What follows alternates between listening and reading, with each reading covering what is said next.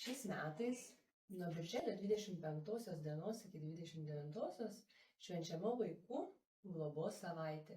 Kas yra globa rūpyba? Globa rūpyba šiai dienai yra labai svarbus, atsakingas ir reikalingas darbas, reikalaujantis didžiulės atsakomybės. Atsakomybės prieš vaiką, atsakomybės prieš patį save kaip globėją ir atsakomybės prieš visuomenę. Kiekvienoje globoje vaikas turi jaustis saugus, mylimas.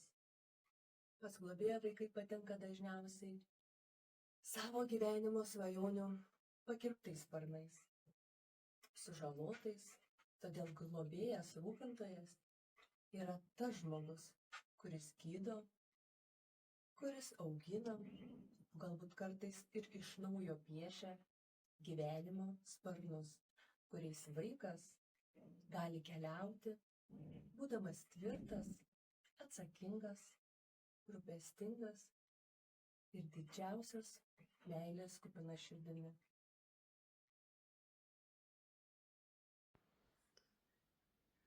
Globojant vaikus tenka įveikti ne vieną iššūkį, todėl kantrybė, drąsa, empatija ir laikas yra pagrindiniai, manau, faktoriai, kurie veda į šiltą ir glaudų ryšį su vaiku. Rūpintis vaiku reiškia pastebėti vaiko poreikius ir tenkinti juos tinkamiausiu būdu, kurti emocinius ryšius, sudaryti palankes emocinės sąlygas vaikui tobulėti. Labai norėčiau, kad kiekvienas vaikas augtų apsuptas meilė, tiesiog meilėje. Ir nenorėčiau išskirti, ar mes kalbam apie globojamą vaiką, ar apskritai bet kurioje kitoje aplinkoje augantį. Tiesiog kiekvienas vaikas turėtų augti apsuptas meilė. Kai kalbam apie meilę, tai noriu praplėsti tą sąvoką, kad meilė ne tik šeimoje, meilė visoje aplinkoje.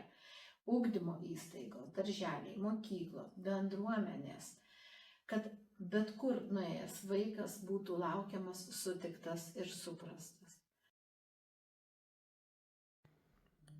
Gerbiami globėjai, minime vaikų globos savaitę.